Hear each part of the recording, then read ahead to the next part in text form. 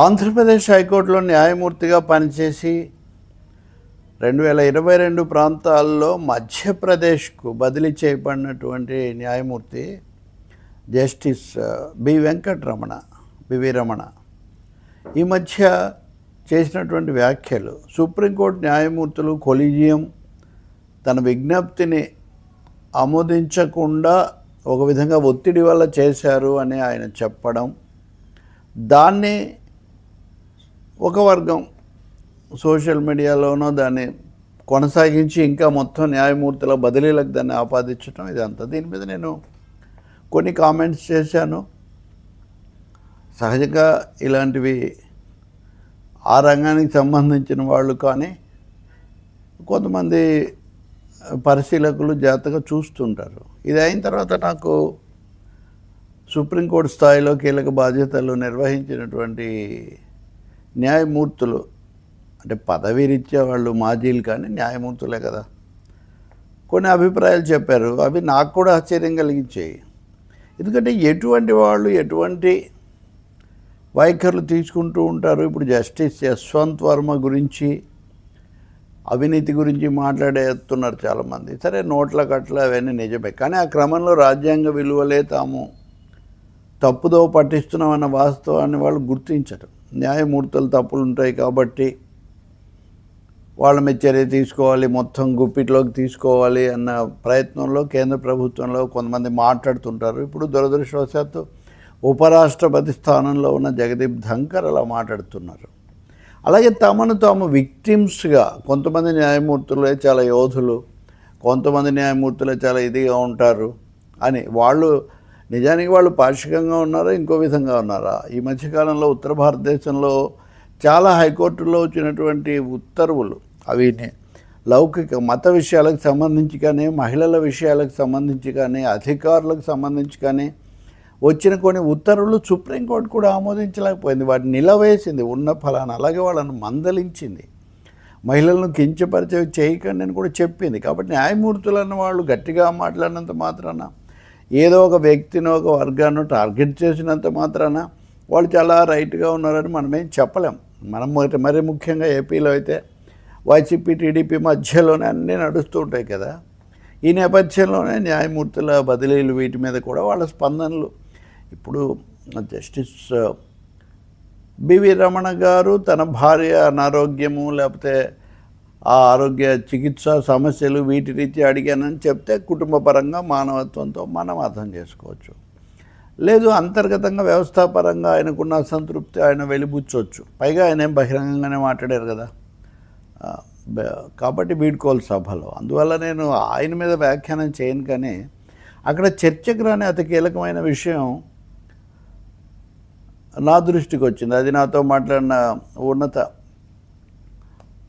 న్యాయ వర్గాలు చెప్తున్నది. అదేంటంటే, ఇన్ని ఆరోపణలు చేస్తున్నటువంటి ఈ న్యాయమూర్తి హైకోర్టుకు రావడానికి ముందు 20 మంది న్యాయమూర్తుల సమకాలీనుల యొక్క సీనియారిటీని కాదని ఆయన పదవిలోకి రాగలిగారు.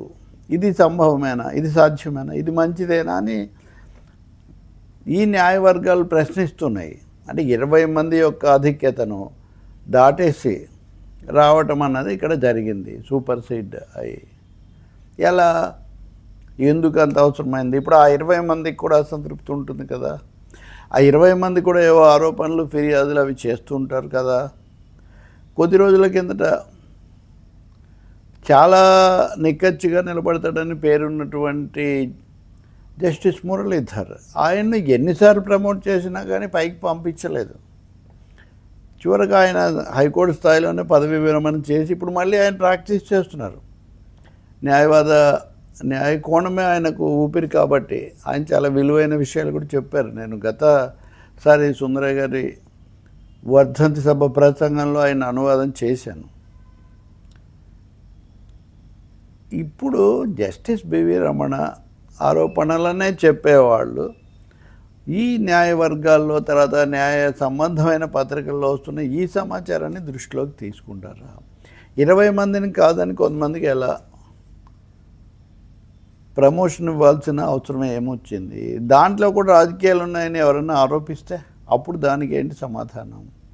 కాబట్టి ఇప్పుడు న్యాయ వ్యవస్థ స్వతంత్రత, న్యాయ వ్యవస్థ స్వచ్ఛత, ఈ రెండు కూడా రెండు స్తంభాలుగా, రెండు చక్రాలుగా మనం చూడాలి తప్ప మన అవసరాన్ని, మన ఆవేశాన్ని, లేకపోతే మన యొక్క ఆక్రోశాన్ని బట్టి ముద్రలు వేసేయడం, అది తప్పు, ఇది తప్పు, వాళ్ళు తప్పు, వీళ్ళు తప్పు అంటాం.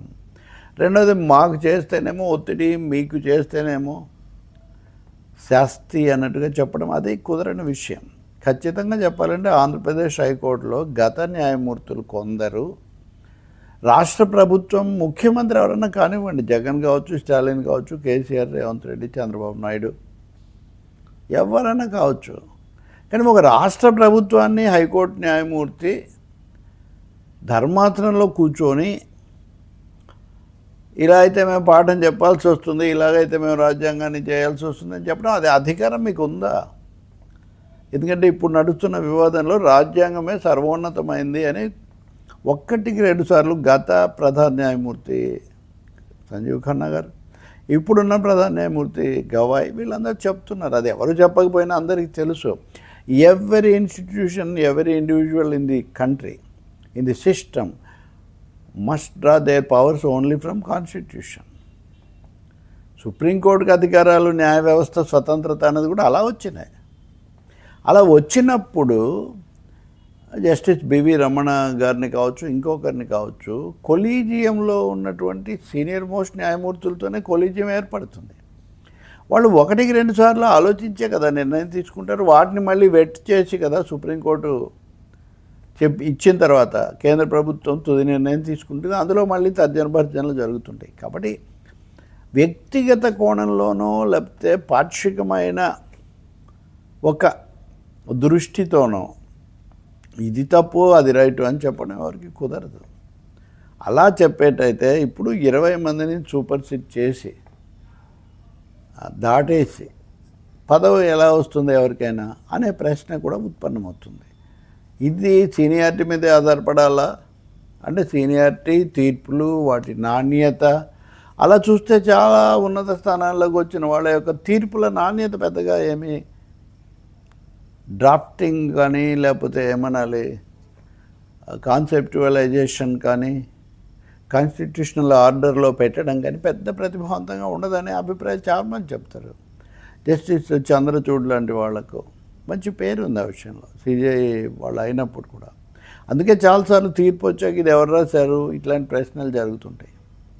ఇంకా చెప్పాలంటే ఈ మధ్య మక్కీగా ఉన్నటువంటి కొన్ని ఆర్బిట్రేషన్ అవార్డులను కానీ తీర్పులను కానీ న్యాయ వ్యవస్థ తప్పుపట్టిన ఉదాహరణలు కూడా మనం చూసాం. ఇప్పుడు కూడా వ్యక్తిగతంగా ఒక న్యాయమూర్తి యొక్క ఆవేదన వేరు, రాజ్యాంగపరంగా, చట్టపరంగా, న్యాయపరంగా జరిగింది వేరు. ఈ సంపూర్ణమైన కోణం కావాలి. అలాగే ఒక రాష్ట్ర ముఖ్యమంత్రి, ఒక రాష్ట్ర ప్రభుత్వం యొక్క తప్పొప్పుల మీద అభిప్రాయాలు వేరు, చర్యలు వేరు. కానీ ఒక కోర్టు దాన్ని బెదిరించడం అన్నది వేరు. ఆంధ్రప్రదేశ్లో మటుకు అలాంటి ఒక అసంబద్ధమైన వాతావరణం ఏర్పడింది, గతంలో ఏర్పడింది. అది అనేక అసమతుల్యతలకు దారితీసింది. అది పూర్తిగా పోయిందా లేదా అంటే కొత్త ప్రభుత్వం వచ్చి ఏడాది అయింది కాబట్టి కొన్ని తీర్పులు వీళ్ళకి జీర్ణిస్తాయి, కొన్ని తీర్పులు జీర్ణం కావు. అది అన్ని రాష్ట్రాల్లో ఉంటుంది.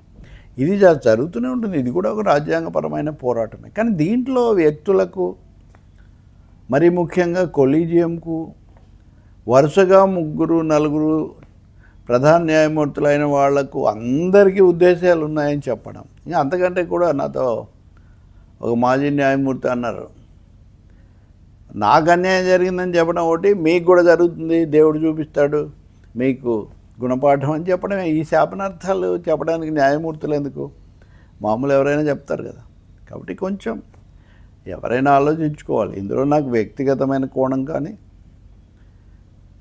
న్యాయ వ్యవస్థ పరమైనటువంటి నియమ నిబంధనల ధిక్కారం అనే కోణం కానీ ఎంత మాత్రం లేదు. కానీ విమర్శనాత్మకంగా చూడడం అన్నది న్యాయమూర్తులకు, వాళ్ళ మాటలకు కూడా వర్తిస్తుందని చెప్పాల్సిందే.